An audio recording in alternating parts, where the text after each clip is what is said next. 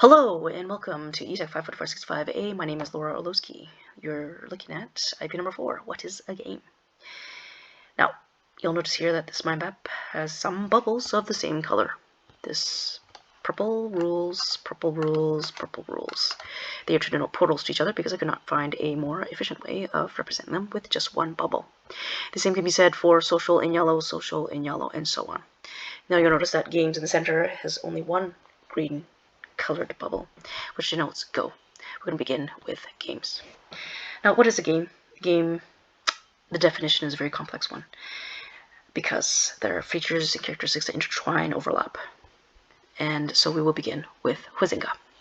Huizinga talks about a magic circle, which is a place, a world free from consequences of the outside world. However, are they? I've got down here some ideas that, yes, they can bleed into the real world. And so let's go back to Huizinga. He talks about games being either formal or informal, ludus or paideia, and so either or, which is quite rigid and strict. And so who could not disagree more but Roger Caillois. And he said games are not either or, but on a spectrum. And then he also came up with his own qualities, game qualities that were essential.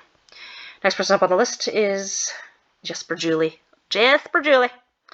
Now, he is somewhere over here on the left, and he came up with a classic game model because he disagreed with Caillois' definitions.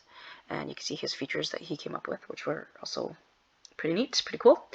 Next person is Marshall McLuhan. He posited that games release tension and reveal culture, which I think actually has quite a bit of merit. And then next person up on the list is Mead. Thomas something Mead. George Herbert Mead. He talks about games as a process of the genesis of self, which I thought was interesting. Versus Malaby, who talks about games, and where are you, Malaby? Malaby here is process of reconfiguring the game itself. So it's a different take.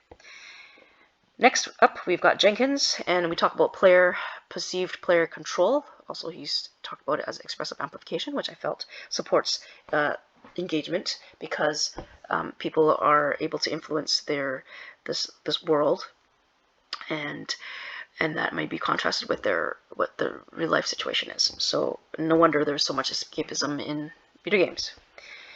Next up, and possibly the second last person, is David Parlett. He talks about games as an ends and means, and there is a contest and there must be a winner. And so his definition actually would include auctions, which is kind of weird. But what his definition also does is it excludes process-oriented games, such as World of Warcraft and non-classic game models, which are process-oriented. And lastly, I just wanted to say that I eventually concluded that games are basically meaning, not even goals necessarily, because some games don't have goals, meaning specified by design with some dynamic feedback.